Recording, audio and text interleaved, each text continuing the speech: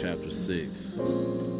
Now these are the commandments, the statutes, and the judgments, which the Lord your God commanded to teach you, that ye might do them in the land whither ye go to possess it, that thou mightest fear the Lord thy God, to keep all his statutes and his commandments, which I command thee, thou and thy son and thy son's sons, all the days of thy life, and that thy days may be prolonged.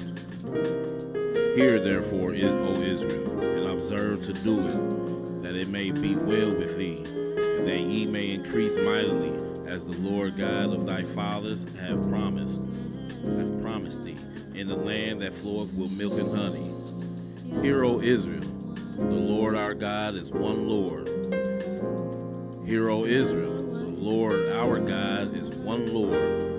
Thou shalt love the Lord thy God with all thy heart, with all thy soul, with all thy might. And these words which I command thee this day shall be in thy heart, and thou shalt teach them diligently unto thy children, and shalt talk of them when thou sittest in thy house, and when thou walkest by the way, and when thou liest down, and when thou risest up. And thou shalt bind them for a sign upon thy hand, they shall be as frontlets between thy eyes, and thou shalt write them upon the posts of thy house and on thy gates. And it shall be, when the Lord thy God shall have brought thee into the land which he swore unto thy fathers, to Abraham, to Isaac, and to Jacob, to give thee great and goodly cities, which thou buildest not, and houses full of all good things, which thou fillest not, and wells dig,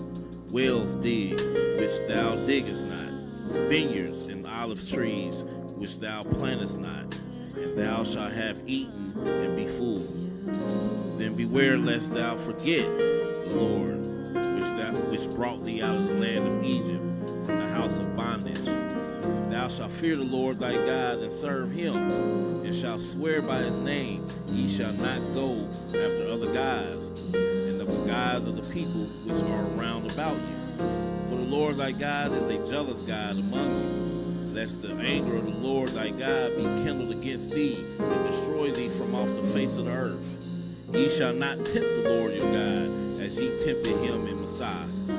Ye shall diligently keep the commandments of the Lord your God, and his testimonies, and his statutes, which he hath commanded thee. And thou shalt do that which is right and good in the sight of the Lord, and it may be well with thee, and that thou mayest go in and possess a good land, which the Lord swore unto thy fathers, to cast out all thy enemies from before thee, as the Lord hath spoken. And when thy son asks thee in time to come, saying, What mean these testimonies and the statutes and the judgments which the Lord our God hath commanded you?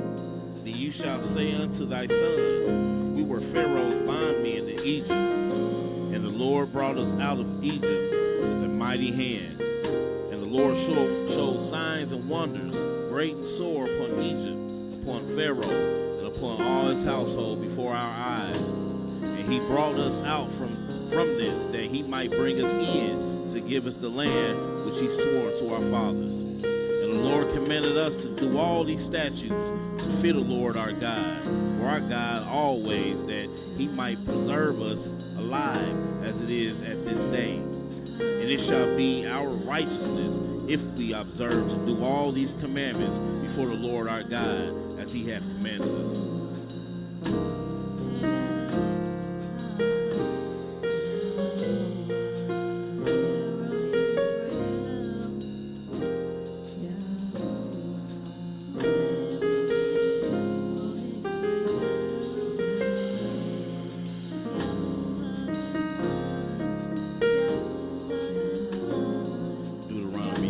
44, verse 5, verse 6. Behold, I have taught you statutes and judgments, even as the Lord my God commanded me, that ye shall do so in the land whether ye go to possess it. Keep therefore and do them, for this is your wisdom and your understanding in the sight of the nations, which shall hear all these statutes and say, surely this great nation is a wise and understanding people.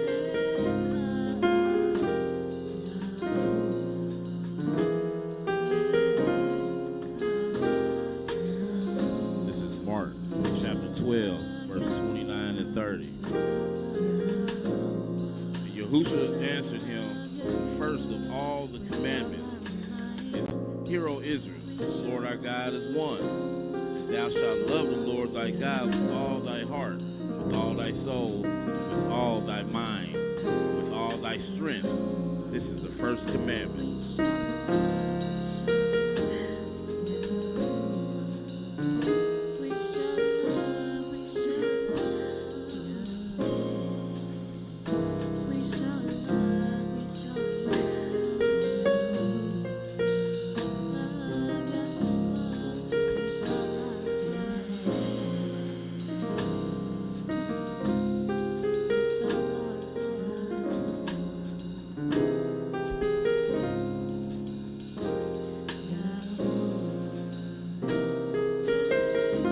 Isaiah chapter 44, verse 4 through 6. And they shall spring up as among the grass, as willows by the water courses.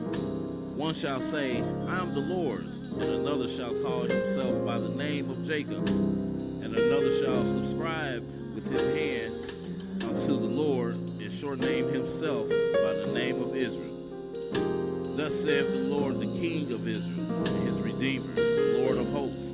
I am the first, I am the last, and beside me there is no God.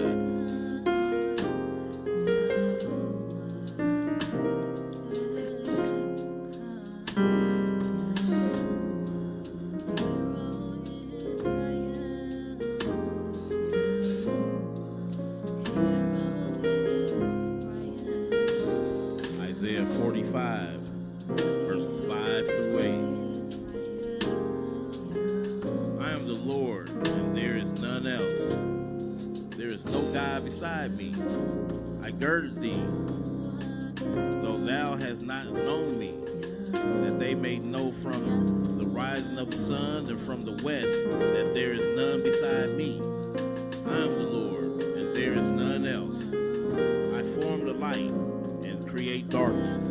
I make peace, and I create evil. I, the Lord, do all these things. Drop down, ye heavens from above, and let the skies pour down righteousness. Let the earth open, and let them bring forth salvation, and let righteousness spring up together. I, the Lord, have created it.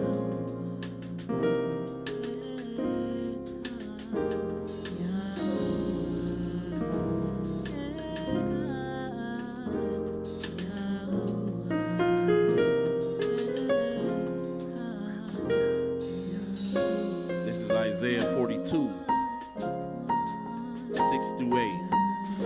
I, the Lord, have called thee in righteousness, and I will hold thy hand, and will keep thee, and give thee for a covenant of the people, for a light of the Gentiles, to open the blind eyes, to bring out the prisoners from the prison, and them that sit in darkness out of the prison house. I am the Lord, this is my name. My glory I will not give to another, neither my praise to graven images. Hallelujah.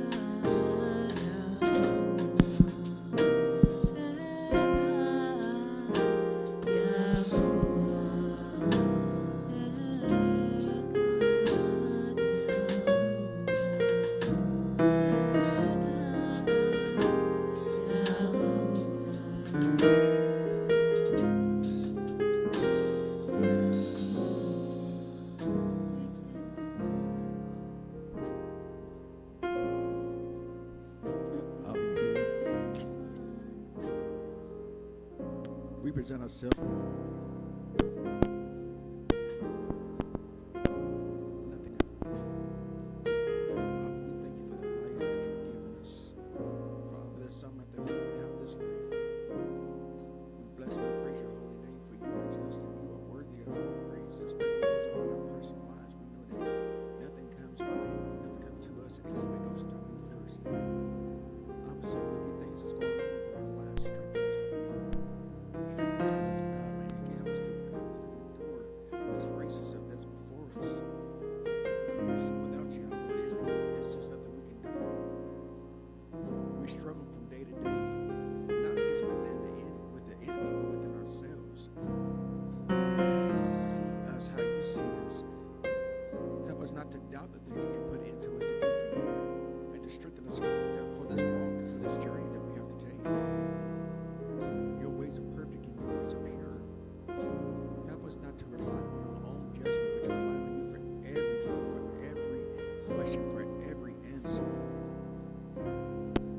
Help us not to lead into our own understanding, but to rely on you only.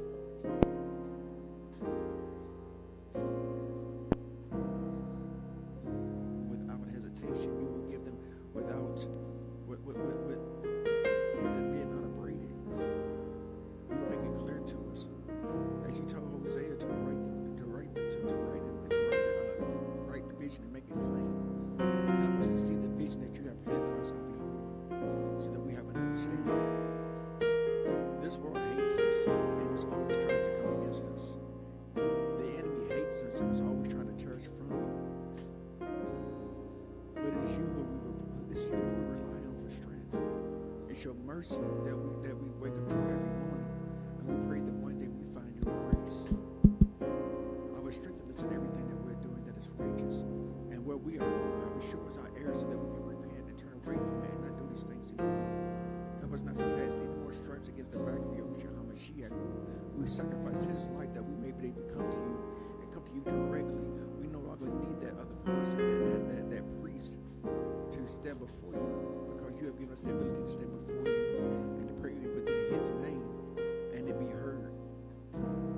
We welcome you in our hearts, Abba Yahuwah. We welcome you in our lives. Strengthen our children, because they are facing things that we haven't even dreamed of. Strengthen our children, Abba Yahuwah, that they see the truth in all matters, and they don't side with one or other, but they side with truth and righteousness. Help us to walk up in righteousness, that our children don't have to try to make a difficult decision, but it's very obvious for them to make the decision that they have to make. We are unworthy of your love, but you love us anyway. We are unworthy of your mercy, but you show it to us daily.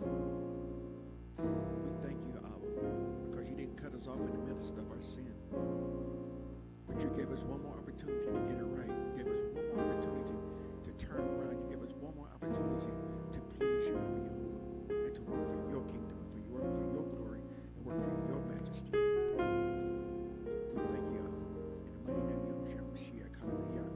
Hallelujah. Hallelujah.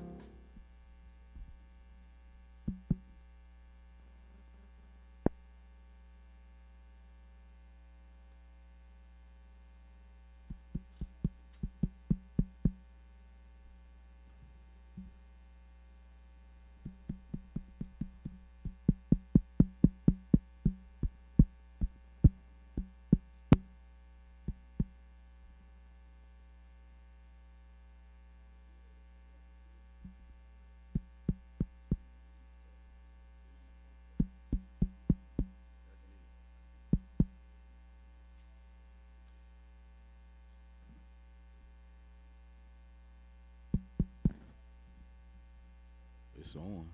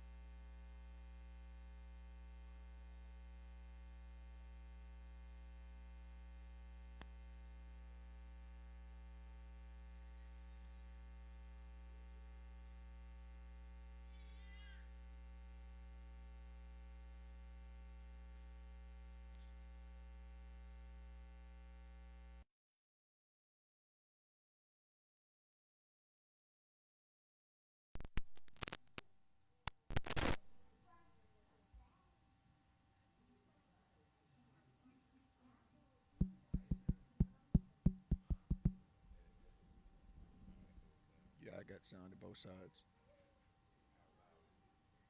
Um, it's okay.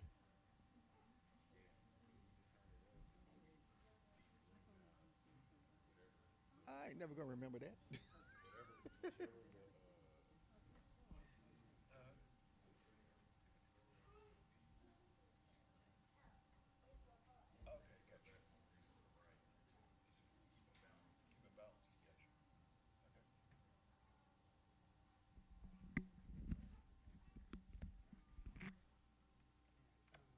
So it's coming through the focus right, or it's not going through the focus right? It's going through the focus right. At the house, I don't know what to do about that. Yeah, I about to say because it's not. Oh wait, let me turn this off.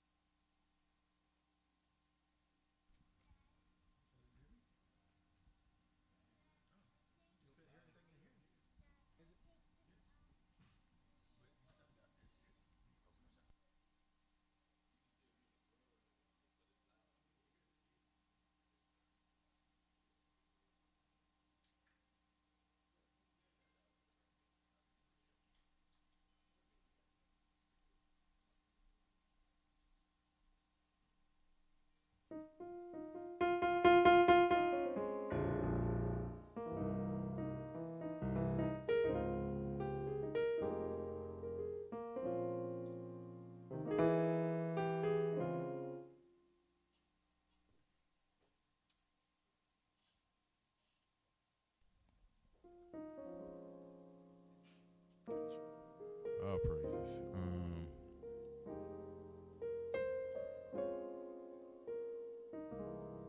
All praises. We appreciate y'all online. Technical difficulties today, but we're gonna get through it.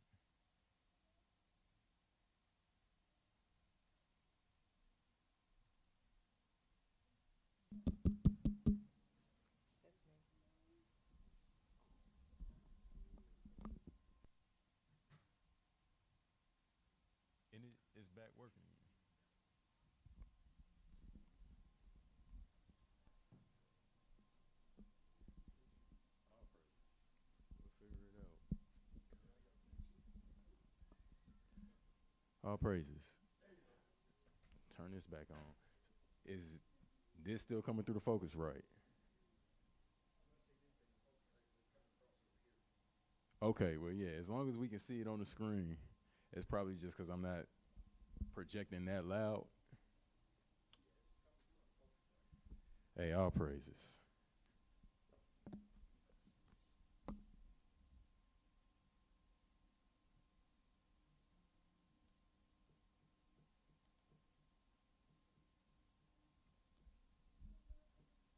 You gotta go sit down. Go sit down. Thank you, son.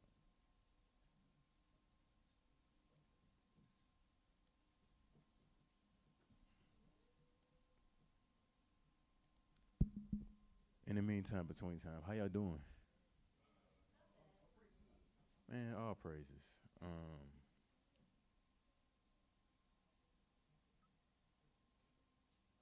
Yeah, all praises.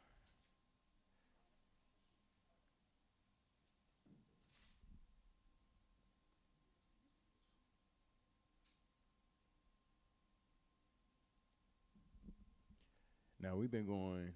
How long have we been going here? So almost a year and a half, right? Y'all see how things happen. That has never happened. Like we done had our technical difficulties, our fair share of them, but like that has never happened. Where it's like inexplainable. I don't know what's going on back there. So again, I keep saying it. I'm stressing it last week, stressing it this week, and we're gonna continue to stress it, cause hey y'all, it's real. Like prepare ourselves for the trials, like, and that's a small thing. Like that's a small matter. And then we as a house, I mean, we've already been through the waves of it. You know what I mean? So it's like we know what we up against. So hey, let's gird up, cause yeah, it's real. Man, all praises. Let me finish getting logged back in here.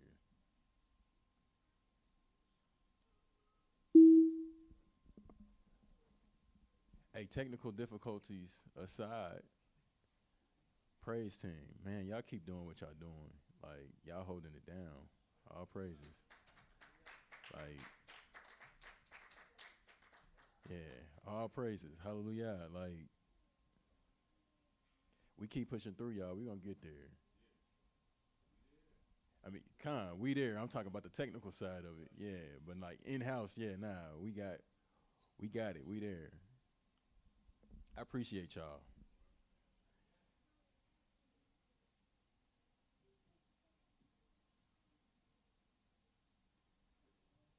All praises. So Zakane, give me a thumbs up when we are. All right, we live and locked and loaded. All right, so chapter 13. That's what we're doing today. Did anybody get a chance to read the chapter? All right, no worries. We're gonna go through it. Um, it ain't no new faces in here. Everybody knows what's up with the rules, right? We good. We're gonna keep moving. All right, we got another memory verse. All right, Proverbs 19 and 21. All right, many are the plans in the mind of man, but it is the purpose of Yahuwah that will stand. All right, so many are the plans in the mind of man. We plan a whole lot of things in our heart. I mean, and even with like the technical difficulties, right? Like, I might look, you know what? I might not even look calm on the outside, but like on the inside, I'm back there going crazy. Like, it's locks on the floor. Like, I'm pulling out my hair back there. Like, I got my own plan of how I want things to go and how I want things to be and how, you know, like how I want the process to be, right? We came in on Thursday. I made it a point to come in on Thursday. Like, look, we're gonna get everything ready to go, so that way I ain't got them just up there singing and singing and singing and singing like I did last week. We're gonna do this ahead of time. Everything is gonna go smoothly. And then we get here and we having quite the day. So I say that to say, hey, many are the plans in the mind of a man. Like, hey, we got all our vision and how we want things to go, but at the end of the day, it's the purpose of Yahuwah that'll stand. So even when we go through the trials and the things like that seemingly would deter us from what the mission is at hand, it's still something to be gained from it. Whatever that problem is, you know, Abba willing, we're going to brainstorm afterwards. We're going to figure out what it is so that it's no longer a hindrance in the future. And if it is, whatever the case, like, it's something that can be learned from it. We just got to find it. So, yeah, many are the plans of a man, but it's the purpose of Yahuwah that'll stand. His purpose. That's the thing that matters the most. All right, Romans 15 and 4. Examples written for our learning. So it says, for whatsoever things were written aforetime were written for our learning, that we through patience, boy, is the patience getting tested. But that we through patience and comfort of the scriptures, we might have some hope. 1 Corinthians 10 and 11. And all these came upon them as examples, and they were written as a warning to us, on whom the ends of the ages have come. How many of us, we can look outside and we can tell that, hey, we getting closer and closer to the end. We got to be. Like, it can't be that much more sand in the hourglass. And is it possible that the things that we read, and like you said, the ends of the ages have come? These very things that we're reading about, it could be very useful for us in our age, right? So it says, so that he who thinks he stands, let him take heed lest he fall. No trial has overtaken you except such as is common to man, and Elohim is trustworthy, who shall not allow you to be tried beyond what you are able, but with the trial shall also make a way of escape, enabling you to bear it. So this is the thing about trials. If it was the Most High's will, we just saw that his plans is what's going to stand. If it's the Most High's will, we wouldn't see a trial, if that's what his will was, right? So if we go through a trial, that means what? That is got to be his will. And it's not his desire to just remove us from it. And what Mashiach said, hey, I'm not trying to take y'all out of the world. Y'all going to be in the world, just don't be of it. This is the way that it works. So all praises. So chapter 13, what's going on in chapter 13? So in chapter 13, Abram returns from Egypt to Canaan with Sarai and Lot, very wealthy in livestock, silver, and gold. The land cannot support both Abram's and Lot's herds, leading to conflict between their herdsmen. Abram proposes a peaceful separation and allows Lot to choose his territory first. Lot chooses the well-watered Jordan plain near Sodom, valuing its prosperity despite its wickedness. Abram remains in Canaan. Elohim reaffirms his purpose, granting Abram all the land he can see and innumerable descendants. And then Abram settles near the oaks of Mamre and Hebron and builds an altar to Yahuwah. All right, so Lech Lecha, right? This is what we looked at last week. Does anybody remember firsthand, like just off top, what Lake Lakai means?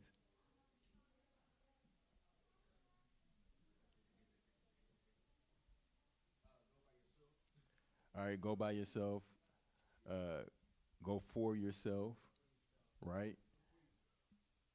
Lake Lakai. We saw it was a lamed, picture of a lamed and a picture of the palm of a hand, right? So literally the lamed is a shepherd's staff and it means leading, direction. You're being guided into something, right? And then you got the palm of the hand. What do you do with the palm of your hand? Hold it out and you receive, right? So literally what we're seeing is that this whole Lake Lakai, this whole process, go for yourself, is he's being led to receive something. And we know that what he's going to receive is going to be the blessing, right? So let me ask y'all, we talked about it, we touched on it last week. What does it mean to be a Hebrew?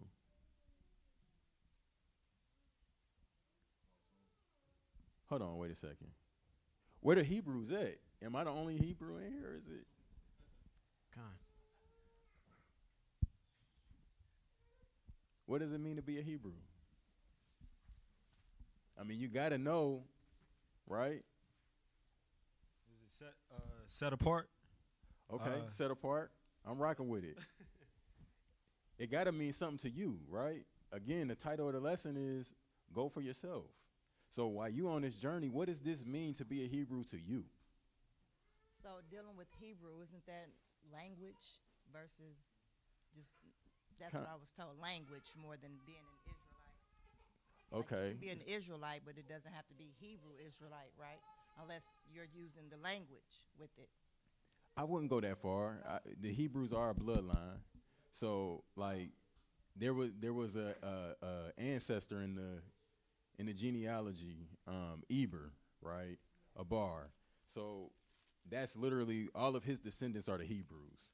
And then you have now the Hebrew language is something that the Hebrew Israelites spoke. So I'm with you there, but there even if you don't speak the Hebrew language, you're still a Hebrew. By blood, you're still a Hebrew. So To cross over. okay, so to cross over, right? That's the literal meaning of the word, right? To cross over. Anybody got anything else? All praises. So to cross over, right? So Genesis 14 and 13. This is Abram is first called a Hebrew in Genesis 14, right? So that's next week, but I did want to go here to show us this, right? So it says, and the one who had escaped came and informed Abram the Hebrew, for he dwelt by the terebinth trees of Mamre, the Amorite, brother of Eshcol, and the brother of Aner, and they had a covenant with Abram. All right, so what does it mean to be a Hebrew? In essence, the root meaning of the word Hebrew is to cross over, a bar, H5674, or to transition from one place or state of existence to another, right? So this is what it means to be a Hebrew. You crossing over from one place to another, from one state of existence to another. So let me ask y'all, to Sister Dobby's point, before you knew you was a Hebrew, was there a difference in your lifestyle and a difference in who you were? Or am I the only person that the knowledge of that brought forth change? Like from that point forward, it brought forth change. It started to change me from the inside out. I didn't see things the same way anymore, right? All the way from my diet to my speech to my thought process, right? So many things changed once I realized and understood, no, who I am. This is a part of that process, right? This is what it means to be a Hebrew. You crossing over from one state to another, from sleep into quote unquote being woke. The ancient Hebrew lexicon of the Bible, it means to cross, the crossing over or passing through a land or water to gain access to the side beyond. Now let me ask y'all, has anybody ever seen like Man versus Wild? Have y'all ever seen somebody try to cross a river? like flowing water. Have you ever seen somebody try to cross it? It's like it's real tough. And if the water is too high and moving too fast, you kind of don't stand a chance, right? It's gonna sweep you up, and who knows where you're gonna pop up. I can tell you this much, like your chances of surviving crossing. What are those things? What are they called out west, like in the Grand Canyon and stuff? Like where they go like whitewater rafting and stuff like that, like Colorado River. Like imagine trying to cross that. All kinds of rocks. And now get this: have y'all ever seen the Jordan, like during the flood season? Rushing water, like rushing water. Have y'all ever seen the Red Sea? Like to just visually look at where they say, like they call it the Gulf of Aqaba. If anybody wants to look it up, but you can look it up and see where they believe they crossed. Like imagine how trying and how difficult of a journey this is. When we talking about they crossing over from this side of the land to get to that side, but then in the middle there's this big gulf of water, and it's like, how are we gonna get across this? But remember, Most High he not taking you through nothing that you can't bear. So if he's telling you to go, that means that he's got you, right?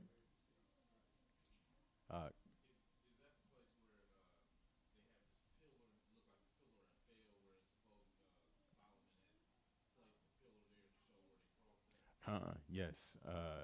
That's one side is Nueva Beach, and then the other side is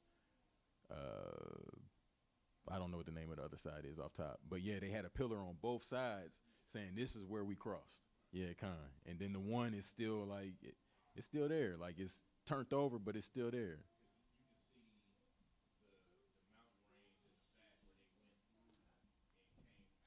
Con.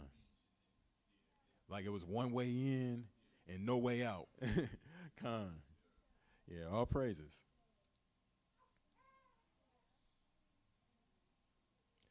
All praises. So, how to navigate? You on this journey, how do you navigate it? Right? Like that's what the essence of this study is going to be about.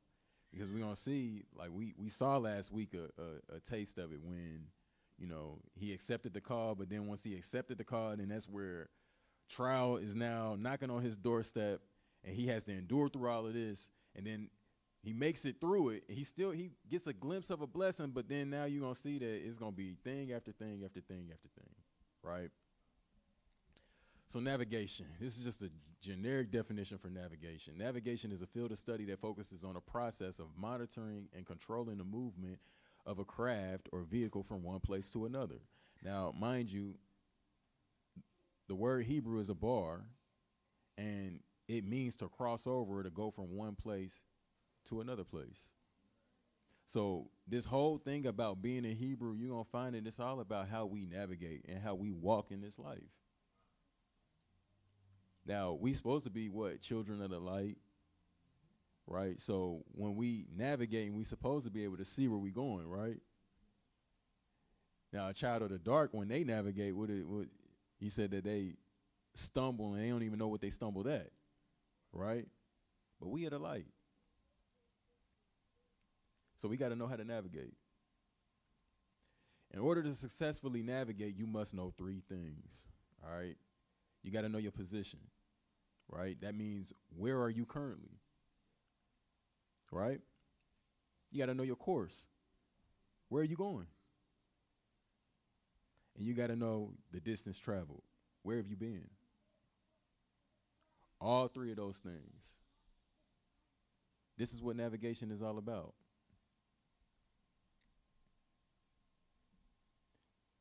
So navigation before GPS. Can you remember it? Do y'all remember that? I actually am old enough to remember those days, like before everybody had a cell phone that could do all these things.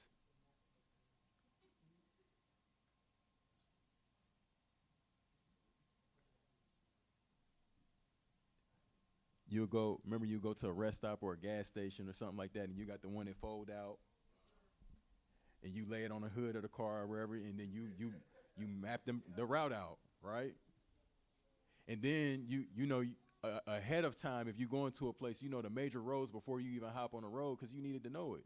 It's like, listen, all right, so if I'm going out west, I know I can take 70, and as long as I just stay on 70, it's gonna get me there, right? If I'm going down south from here, hey, I know 75 is gonna run all the way down through Georgia. It's gonna run me all the way down, right? Like, we had to know where we was going beforehand. You had to.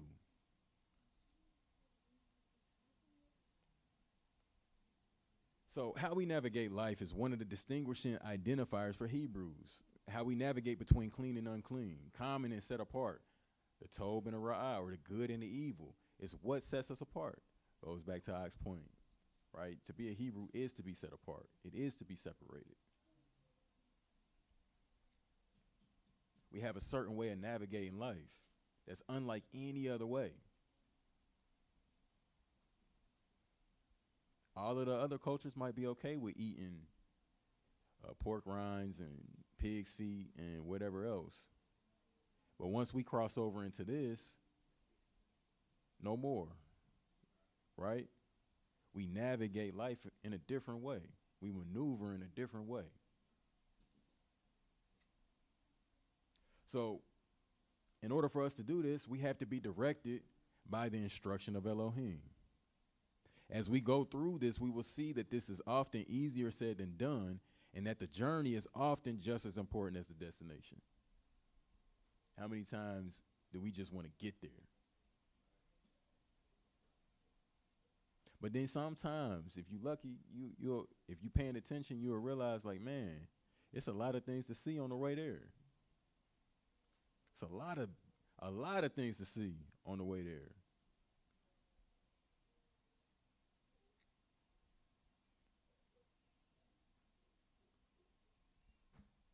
All right, so how to navigate. Proverbs 3:1. My son, do not forget my Torah, and let your heart watch over my commands. For length of days and for long life and peace they add to you. Let not loving commitment and truth forsake you. Bind them around your neck.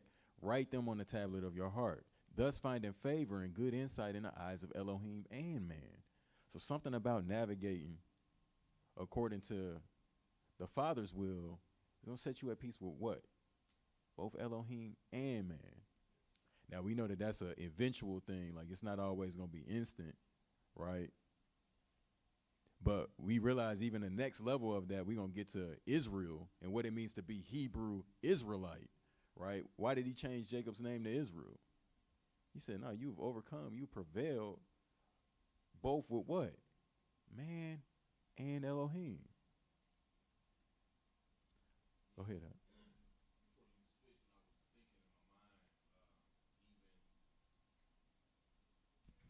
I was thinking about it, like even like going through navigating, just like how they did at the beach and they came through the mountains and whatnot. You still had the enemy coming after you. So this whole time we're navigating, yeah, we're being chased.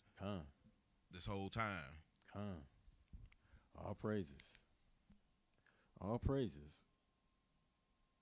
It said, trust in Yahuwah with all your heart and lean not on your own understanding. Know him in all your ways, and he makes all your paths straight. Do not be wise in your own eyes.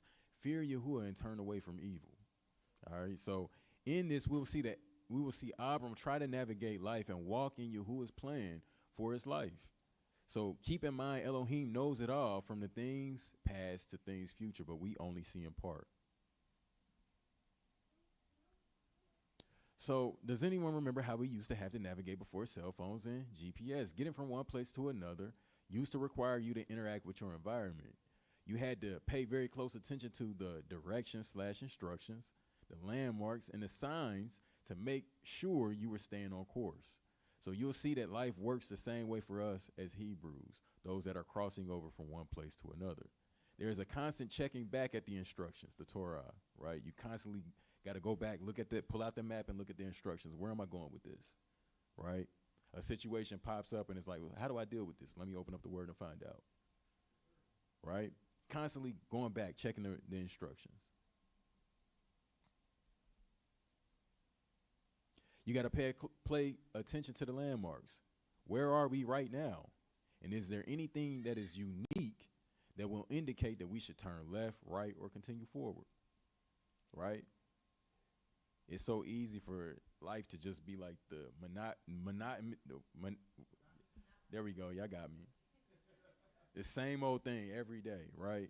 But then every so often you'll get something that'll pop up that's a little bit different from the norm. And that's the thing where it's like, no, pay attention. Father's trying to get my attention here. And are there any signs that the Father has given us that will direct us on our path? How many times have we been on a path to something and then you look back after you done made the wrong turn, you look back and you like, oh, nah, that's where I went wrong. It was back there. Like, oh, nah, it was there the whole time. Then you look back, you like, man, see, I knew I shouldn't have. Right? We all done been there. I can't be the only one. I knew better. Yeah, I knew better. I should have seen. Like, it gets the best of us. But this is part of that process of being a Hebrew. We learning how to navigate.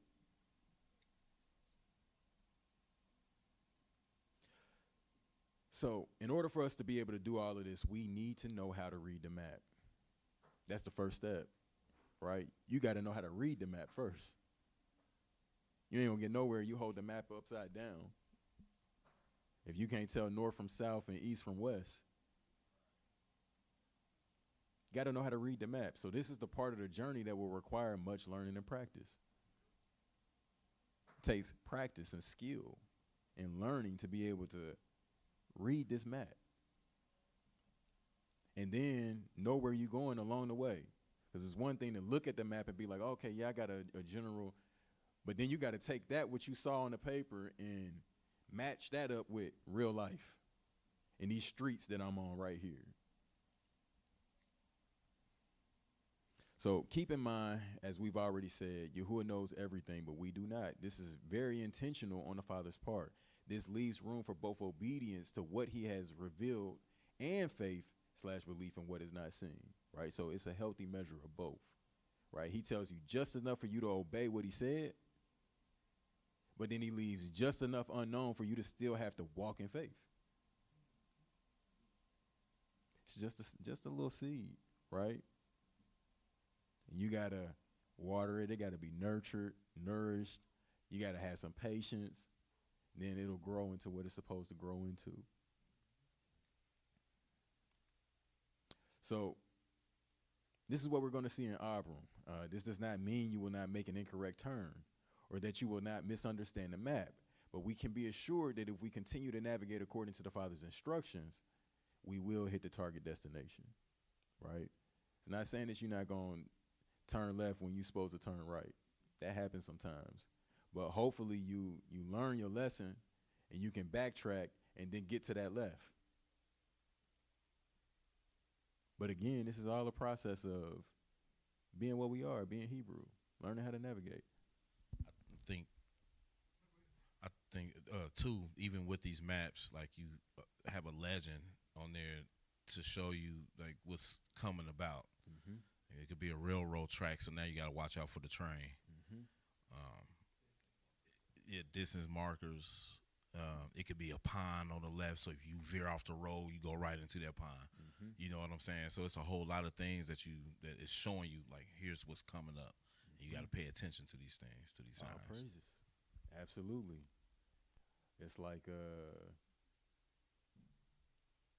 it's like the video games and everything else. That's what keeps them entertaining. Like just when you're on a mission, it'd be a NPC that come up and you gotta do some random task that pull you off the journey. Like, but it's really still a part of the journey, because if you don't deal with this, then you're not gonna be able to get to the next level. It's like this is life, and you learning how to navigate from the great to the small, or to the small. Like, we're learning how to navigate. But I can guarantee you this much, that as long as we keep our eyes on what the destination is and we following the instructions to get there, no matter how many times we might turn left or right and get it wrong, as long as we got the instructions to go back to and we still got the map in our hand, we can still go back, double check, and we can get back on course. Like, that's how life works. And believe me, like I said, we're going to see this with Abram, because these are examples that are written for our learning. He did not always make the right choice. He did the best that he could, but that didn't mean that there wasn't room for his continued growth and learning.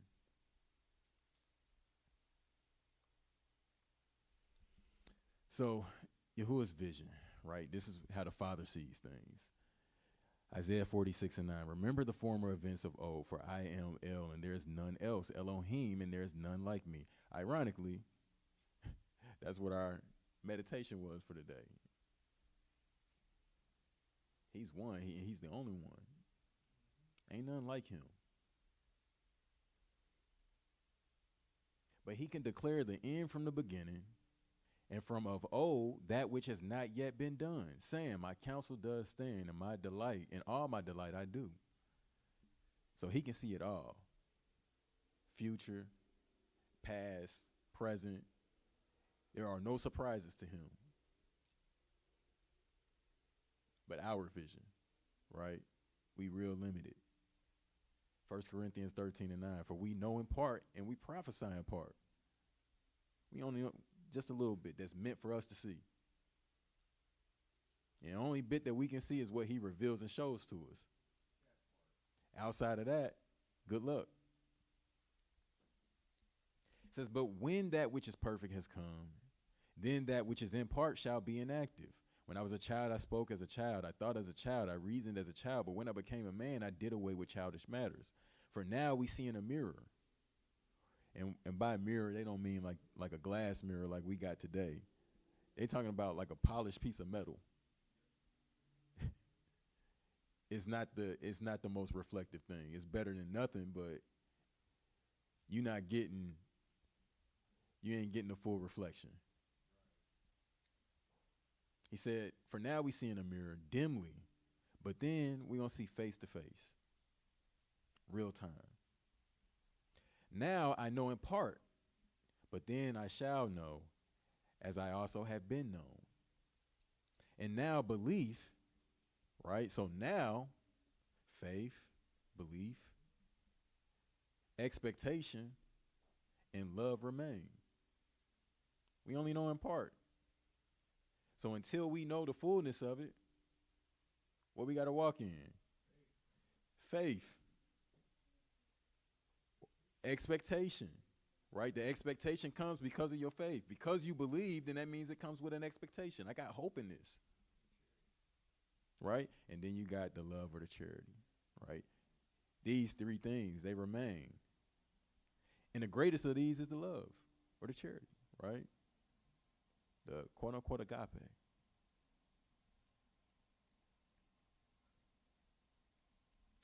So Abram's vision, what did he see? Lake Lekah, right? We touched on this last week, Genesis 11:27. And this is the genealogy of Terah. Terah brought forth Abram, Nahor, and Haran. And Haran brought forth Lot. So Haran is Abram's brother, and that's Lot's father, okay? And Haran died before his father Terah in the land of his birth, in Ur the Kasdim. Now, it's something going on there, because that wasn't something that's not the natural process of things, right? The son expired before the father did. And all of the genealogies up to this point, it wasn't going that way. It was he lived this many years, and then he lived a full life, and then he was no more. All praises. I didn't know if you wanted to bring it out. Like, I know.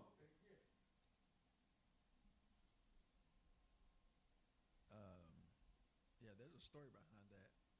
When you read, can you hear me? I'm in there. Then I guess it's not meant to be said.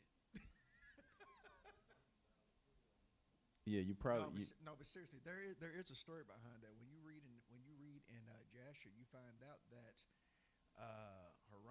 actually was burned to death. He had to walk through he was placed into the furnace along with Abraham. And Abraham came out unscathed because the father was with Abraham, but he wasn't but he was not with his brother. And all this had to do with the birth of Abraham being hidden from what was his name? Was that Nimrod? I think Nimrod. it was. Yeah. So yeah, I mean, there's a story behind that. A nice story. All praises. Like the gist of it is that Haran, he wasn't the most righteous individual, right? Now you got the whole family, right? Terah is gathering everybody up, at least according to this, right? And they're about to make this journey. And off rip, Haran is not on this journey, right? Verse 29, and Abram and Nahor took wives. So Abram still got his other brother, right, at this point.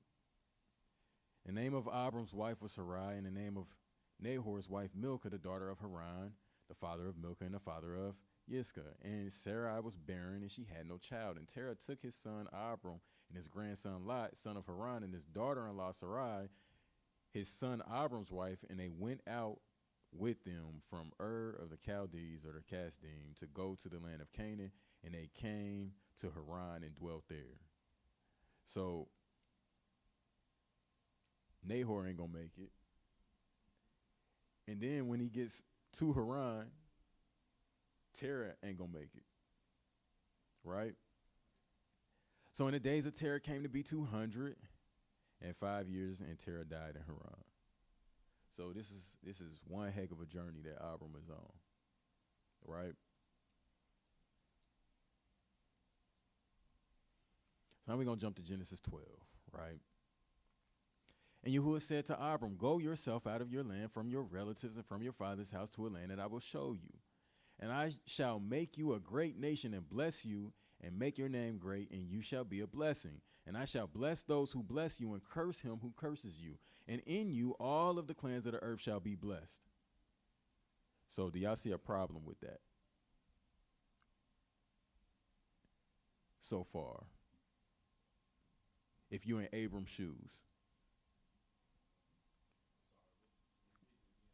So with what we just read, right, all these things that the Most High just told Abram, y'all don't see anything that might pose some confusion for Abram? Like he has no child. So how is this going to happen?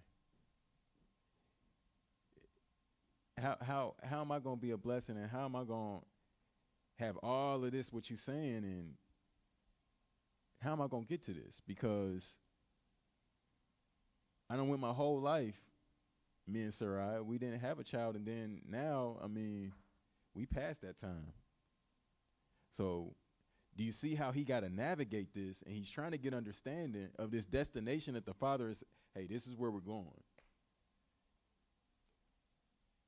And that's all he knows is this is where we're going. I don't know anything else in between. I guess I got to learn how to read this map.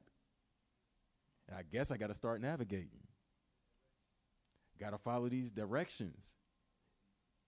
I got to move in faith.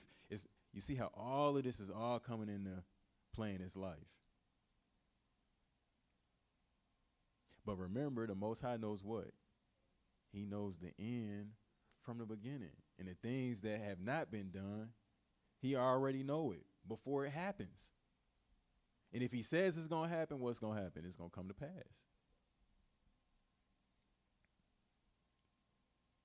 So verse 4, what does Abram do? He packed up his bags and he went, right? So Abram left as Yahuwah had commanded him, and Lot went with him. So what y'all think Abram might be thinking of how this might have to take place?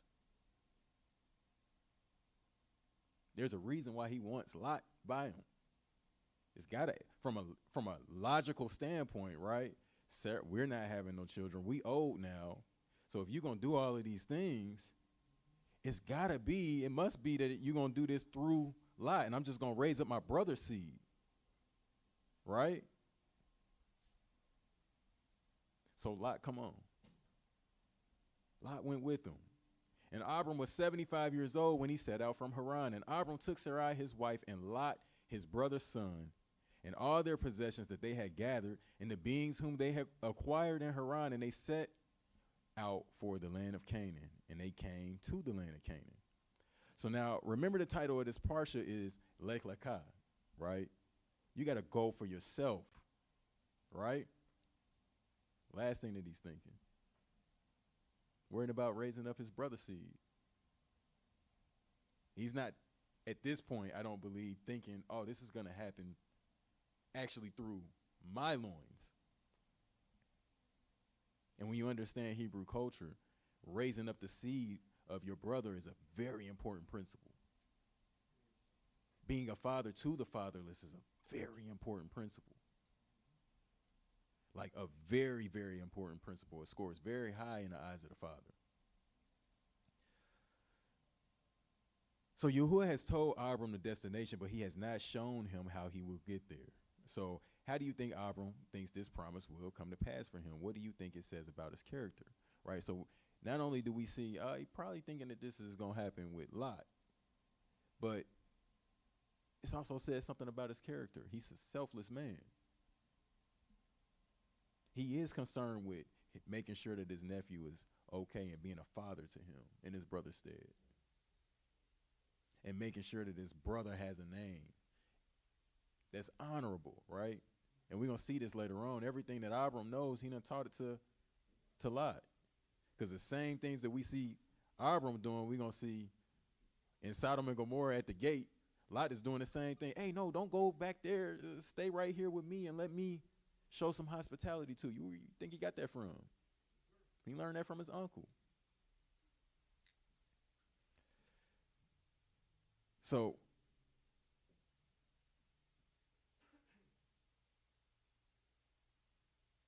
as the story continues, we'll see how things start to happen because Elohim is gradually revealing to Abram his plan for him, right? So we're going to see that things are going to start to happen, and it's going to become blatantly clear to Abram that Lot is not a part of this plan, right? But so far, so good. Lot is right there by his side. All right, so here we are with today's portion, right? So Genesis 13:1. And Abram went up out of Egypt, he and his woman and all that he had, and Lot with him into the Negev. So now Lot right there by his side again, right? And because of this, verse 2, and Abram was very rich in cattle and in silver and in gold. And he went on his journeys. So he's going on a what? Okay. From the Negev even to Bethel, unto the place where his tent had been at the beginning, between Bethel and Ai. So we already saw this place, right? And he stopped there and he built an altar when he went there the first time. So now he done went into Egypt, went through all of that, and it's years later, right? And now he's coming back to this place. And it's like, man, here I am. I'm back here again. Again, how many times can we relate to this? And it's like, man, I went through all of this, that, and the third, and it seemed like I'm back at square one. And it's like, man, what in the world are you doing, Father? What's going on? It's like, man, and I say this to Nadabia, like, man, I be feeling like I be taking one step forward just to take two steps back. Like one step forward just to take two steps back. And it's like, man, what's going on? Like, this is a real thing, and it's a journey and a walk with Elohim, right? Like, this is what we're doing. We're learning how to navigate. So, verse 4, it said, unto the place of the altar, which he had made there at the first. And there Abram called on the name of Yahuwah, and Lot also, which went with Abram, had flocks and herds and tents. So we see that Abram is continuing this pattern of faithfulness. He has been delivered from the hands of Pharaoh, and he has also been rewarded with many blessings. But we see something interesting about Abram's character. He does not forget the one that delivered him. Instead, he continues to draw near. So now I got to ask the question. If he was at this place and then he left this place, went through all these trials just to come back to this place, can you see how, like, one might have the question, like, well, what was it all really for? If I was going to go through all this, I could have just stayed where I was at. I could have just stayed here if I was going to go through all of this just to come back to this place. That's from the carnal eyes and from the natural man's perspective. But from spiritual eyes, right? Maybe it was something about that journey and something about what he went through that he needed some tools along the way. He gained some wisdom, some insight, and some things that was going to prepare and equip him for future things. And the only way he was going to get that was by going through Egypt and going through all that he went through there. Is that possible? All praises. Again, sometimes the journey is just as important as the destination.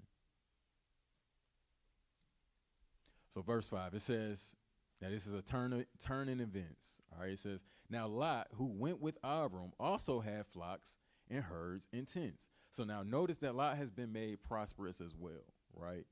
So from the naked eye, it's like, hey, yo, you get a car, you get a car, you get a car. We all blessed, right? Everybody blessed. Like, man, look, I'm blessed, you blessed.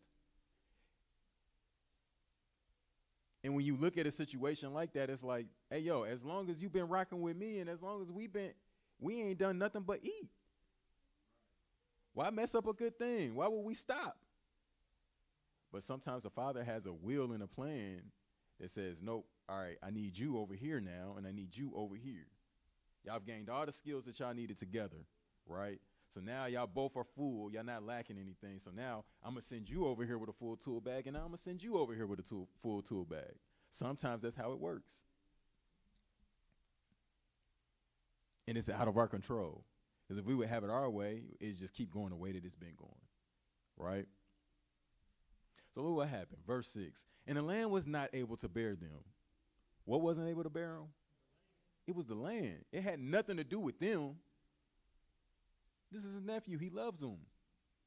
This is his uncle. He loves him. Like a father, he raised him. They don't have a problem, but life itself is in full effect. Circumstances, we've been blessed so much that now we can't be together because it's going to cause us problems if we stay stagnant here. So here he is, the next phase of his journey, right? Now this is got to be a challenge for Abram because what is he thinking at this time? The blessing has to be through Lot. This got to be through Lot. So without Lot, how, now I'm really confused. It didn't make no sense when you said it to me, but now it's really not making sense. I got to learn how to navigate again. So what happened? It said, and the land was not able to bear them, that they might dwell together, for their possessions were great, so that they could not dwell together. And there was strife between the herdsmen of Abram's livestock and the herdsmen of Lot's livestock. And at that time, the Canaanites and the Perizzites dwelt in the land. Then Abram said to Lot, let there be no strife between you and me, and between my herdsmen and your herdsmen, for we are brothers. And we're going to come back to this at a later study, right? This is clearly his nephew, right? And what did he call him? He called him his brother. So Hebrew doesn't always work in the exact same way as we look at it in English, right? Like, okay, all praises. Verse 9, is not all the land before you? Please separate from me. Have you ever been in a situation where you don't love the individual any less, but you get to a point where it's like, hey, no, Most High is pulling me over here, and Most High is pulling you over here, or whatever is pulling you over here, because sometimes it ain't the Most High, but whatever the case, we can't continue to go on the same path in the same way, on the same speed as hand in hand, arm in arm like we once did.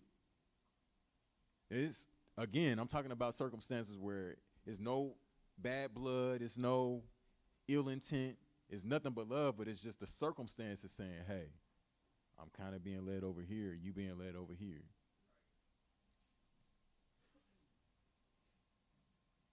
We've been there.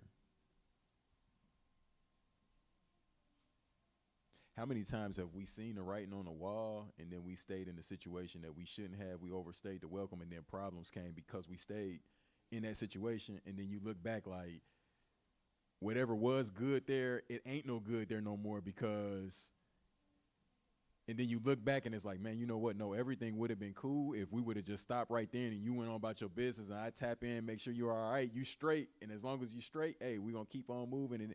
And that would have kept the peace. But because you tried to force it, then it ends up being a problem. Now you look up and you're like, man, I can't stand you. Right? I can't be the only one that knows what some of this stuff is like. Like, all praises. So, verse 8, I'm going to read it again. Then Abram said to Lot, let there be no strife between you and me, and between my herdsmen and your herdsmen, for we are brothers. Again, like he said, all we got is faith, expectation, and love. That's it. He prioritized it, and he saw what it could be. He said, nah, you know what? Ain't no reason for me to have any animosity in my heart towards you, or vice versa. Let's split. You go your way, I'll go my way. And I'm going to send you out with peace. Holla if you need me, but as long as you're straight, I'm going to be over here, you be over there. So verse 10, or you know what, I'm going to read verse 9. He says, is not all the land before you? Please separate from me. If you take the left, then I go to the right. Or if you go to the right, then I go to the left. And Lot lifted his eyes and saw all the plain of the Jordan, that it was well watered everywhere, before Yahuwah destroyed Sodom and Gomorrah, like the garden of Yahuwah, like the land of Mizraim as you go towards Zoar. So now notice that Sodom and Gomorrah is compared to the Garden of Eden. Is this just a coincidence? Notice that Lot is attracted to the beauty of this place, but what is this based on? Was Sodom and Gomorrah really a beautiful place? It was pleasing to the eyes, but that was it, right? So I would like to add that Eve was deceived after yielding to the desires of her eyes, right? Now, what did we see in Proverbs earlier, right? Trust in Yahuwah, lean not on your own understanding, right? Acknowledge him and he'll direct your path. And what we're going to see is from this decision forward, Lot's life is going to be a mess, right? He going to have to see some things and he going to have to go through the journey for himself, right? And learn the father on his own, apart and aside from his uncle. He going to have to stand on his own 2 feet.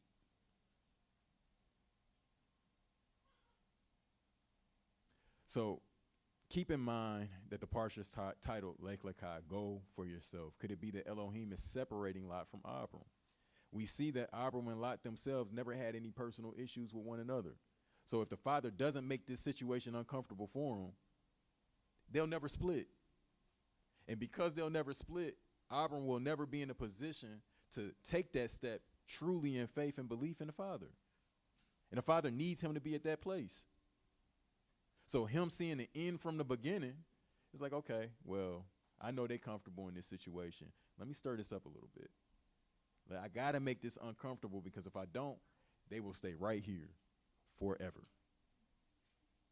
So with that being said, life gets to lifing. And you're like, man, where did that come from? It's not even us that's tripping. It's the herds. But, hey, you know what? Ain't no point because you keep coming to me, hey, yo, so so-and-so said that yo ox gored my ox. And, you know, like that's a heck of a position to be in. And then it's just, you don't want to be in those shoes. It's easier for you to just split and you take what you got, you go your way, and we don't even cross paths because this is just going to lead to us having issues, right?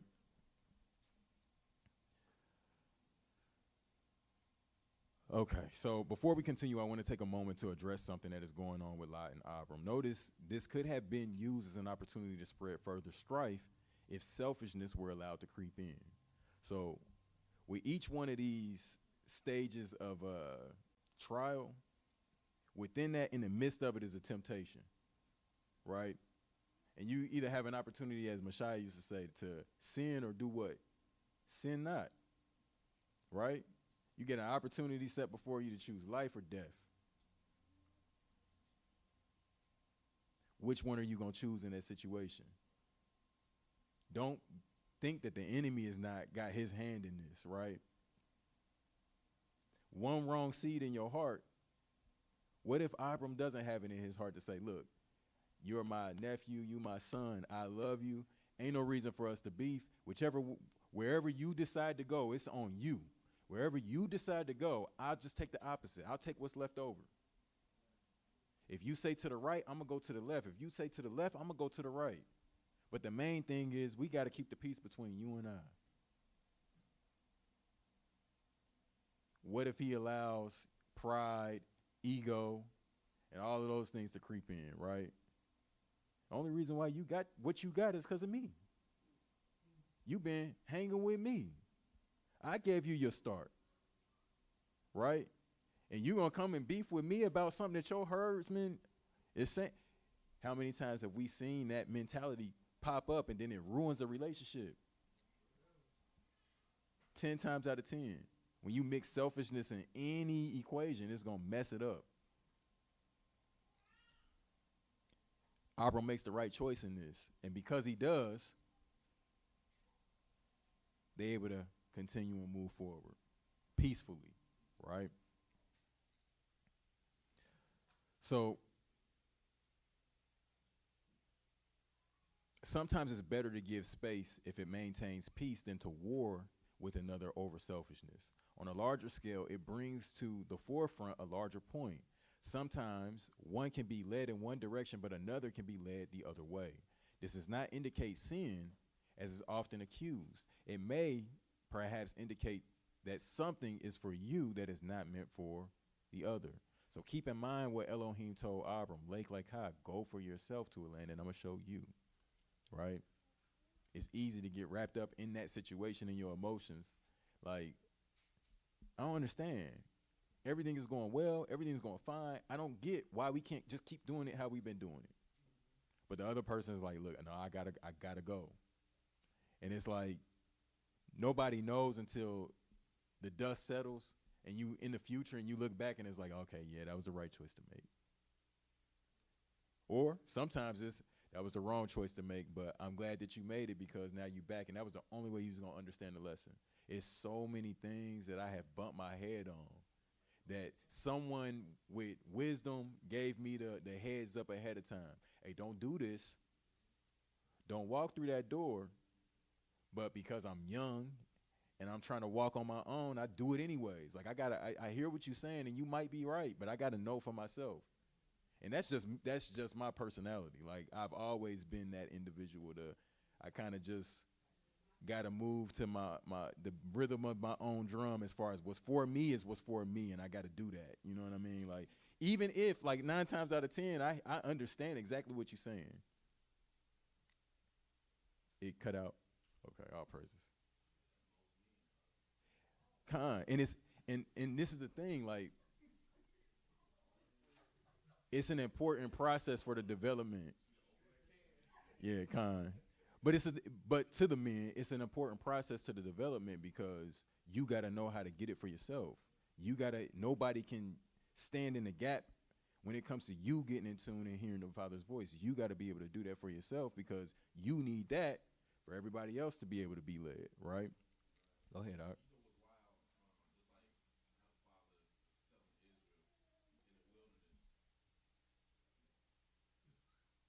What's wild is like how the father was telling Israel in the wilderness, like, if you don't do this, this is what's gonna happen. If you do this, this is what's gonna happen. Telling them, like, hey, if you come back and keep these things that I'm giving you this day, then I'll come and gather you from the four corners of the world. He's basically telling them they were going to be scattered because he knew they weren't going to listen, right? Mm-hmm.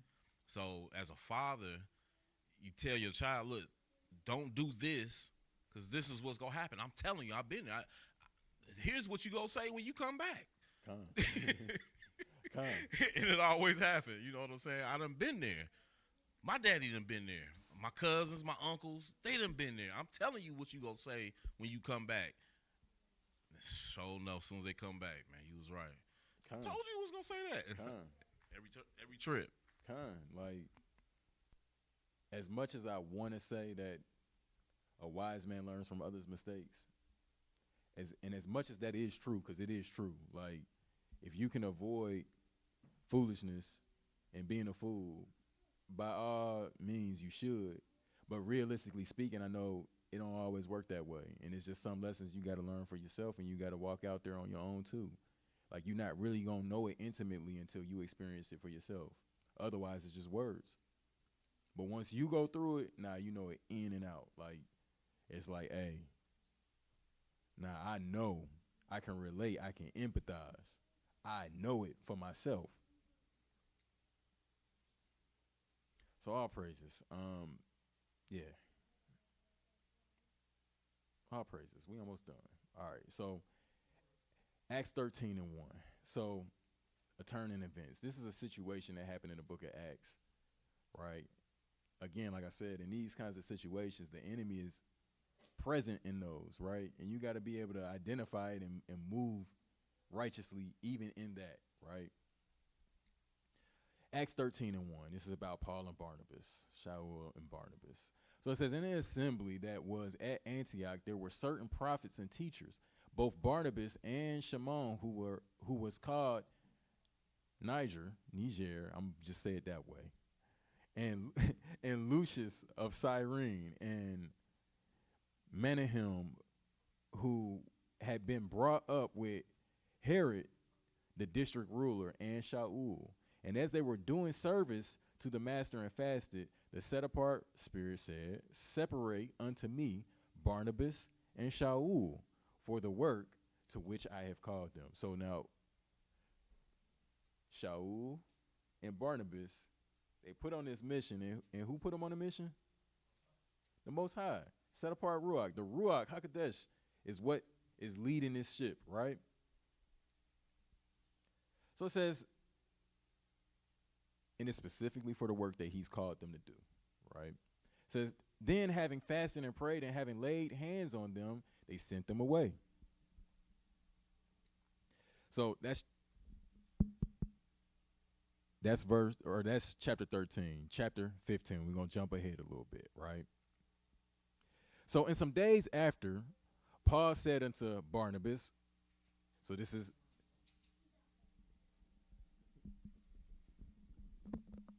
same Paul and Barnabas, said, let us go again and visit our brethren in every city where we have preached the word of Yahuwah and see how they do.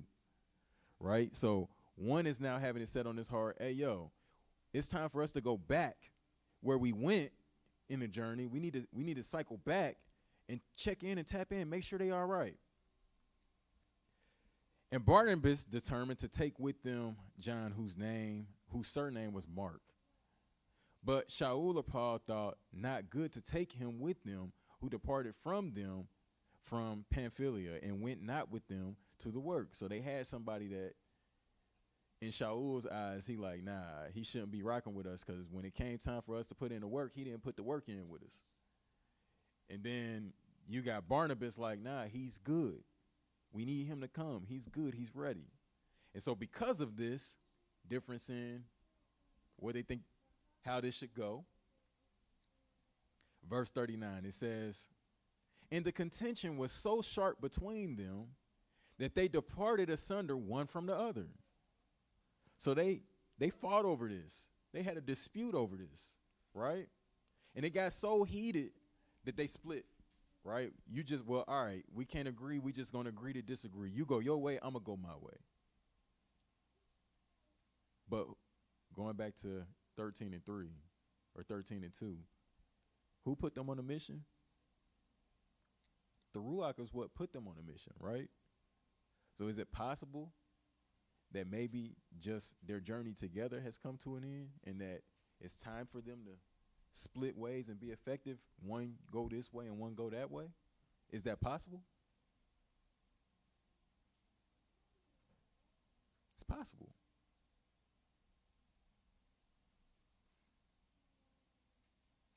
Verse 40 or verse 39. And the contention was so sharp between them that they departed asunder one from the other. And so Barnabas took Mark and sailed unto Cyprus, and Paul chose Silas and departed, being recommended by the brethren unto the grace of Elohim. And he went through Syria and Cilicia, confirming the assemblies. Right?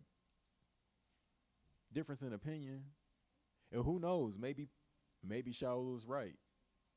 Maybe Barnabas is right. I don't know. But what I do know is, which we don't want is verse 39, right? The enemy to creep in, and then now we got contention. We at odds with one another, right? That's what we don't want. So all praises. So what we'll see is that this parsha is all about learning how to navigate Yahuwah's will for you. In both cases, we will see how both Lot and Abram try to navigate Yahuwah's will for them specifically. They just like us, don't have all the answers and can only take things one day at a time. This is a major key because the spirit of the adversary will often have us accuse one another, which in turn will cause us to sin against one another, whether with our mouths or otherwise, when we are led in different directions, not realizing that Yahuwah could be leading us in different directions for his own reasons and purpose. Sometimes that's just the case.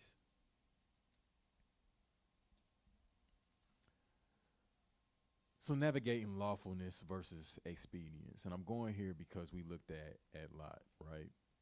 So let me ask y'all, was it a sin for Lot to go to Sodom and Gomorrah? Nah, right? It's not a sin. But does that mean that going to Sodom and Gomorrah was expedient? Nah. And we're going to see from this point forward, he's going to have issue after issue dealing with Sodom and Gomorrah.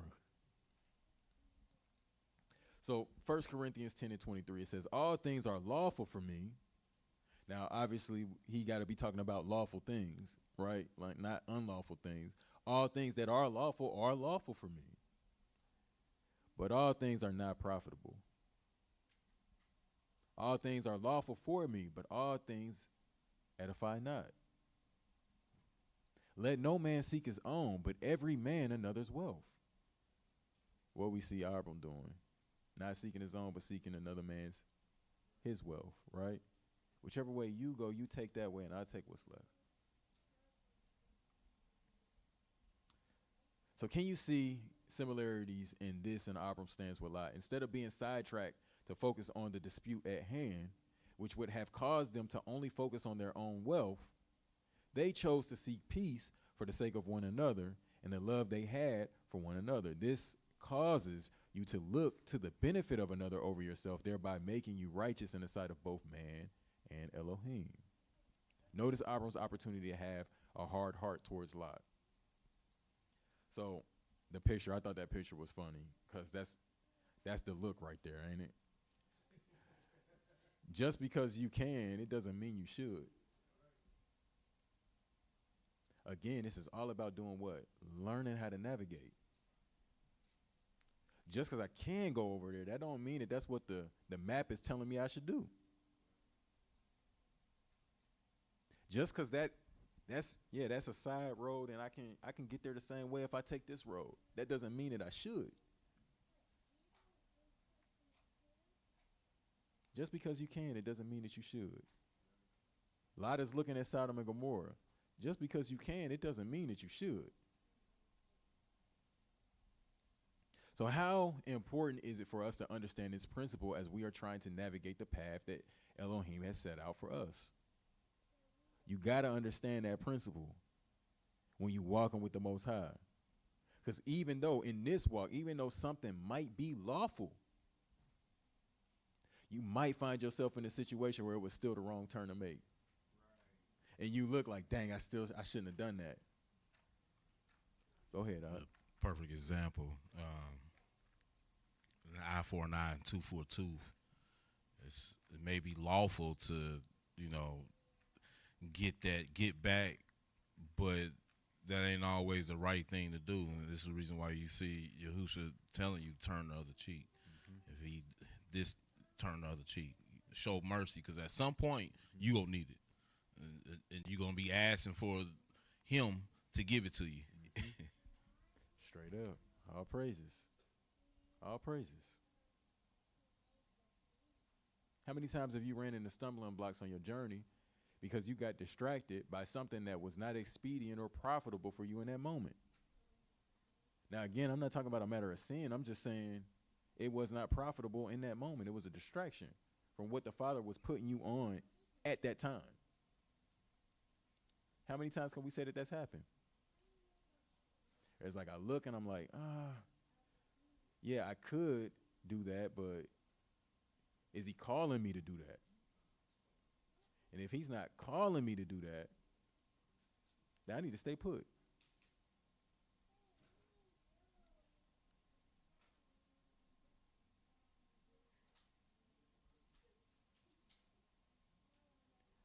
So, a lesson for Lot, how to navigate. So, we will shift our attention a lot for a moment. So, could it be that this could be a learning experience for Lot? And could it be that the Father could be independently working with Lot and Abram at the same time? Like, is it possible that Abram got some things he need to learn, and then Lot got some things he need to learn too, and the only way you're going to get them is on your own? So could it be that the Father, like I said, is independently working on Lot and Abram at the same time? The Father is able to hit two birds with one stone. So we saw how the test for Abram was also a test for Sarai and Lot in different ways in the last lesson with their trip to Egypt. Could this be another example of this? Right? Remember, all that glitters is not gold.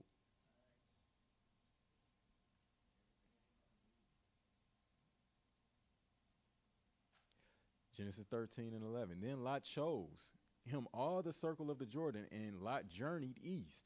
So what is he doing now? He going on a journey, his own journey. And they separated themselves, the one from the other. And you got to figure this is the first time that Lot's been separated. So this is the first time that he's had to walk on his own 2 feet in his life. Abram dwelt in the land of Canaan, and Lot dwelt in the cities of the circle of the Jordan, and pitched his tent toward Sodom. But here's the catch. But the men of Sodom were wicked and sinners before Yahuwah exceedingly. Y'all think this is the place that Lot should have been? It said in Hebrews, it said that righteous Lot's heart was vexed on the daily because of what he saw in Sodom and Gomorrah.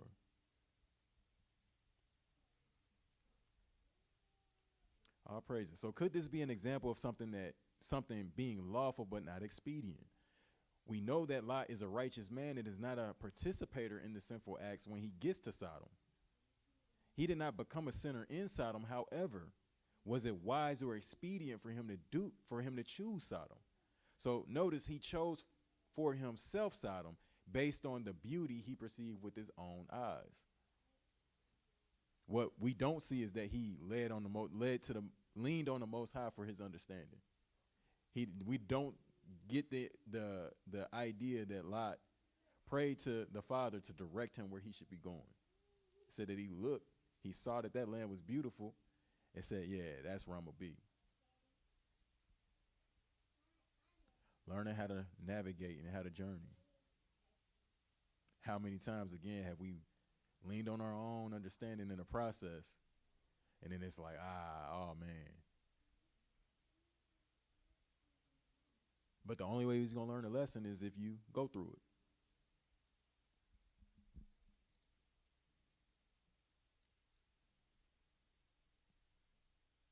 So could Elohim be teaching him how to navigate? Notice how a desire in your heart can cause you to take liberty in something lawful, but it may not be according to wisdom. So this is often what we call doing things the hard way. We often learn a valuable lesson in a process, but when we look back in hindsight, having gained the wisdom, we realized there was an easier route that could have been taken. So we may be possibly learning something about Lot's character as well, if we will remember. So we didn't actually read this part last week. We touched on the story, but we didn't read it. The story that was in the Dead Sea Scrolls, 1Q AP Gen. And in that story, it talks about how Lot took his wife from among the Egyptians. And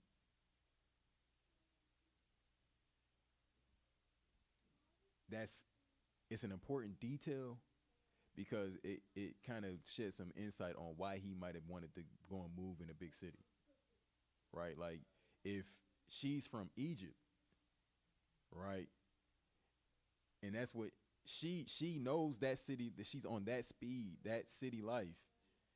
He's a country boy. Like, he been with Abram out in the tents, out in the, that's what he's used to.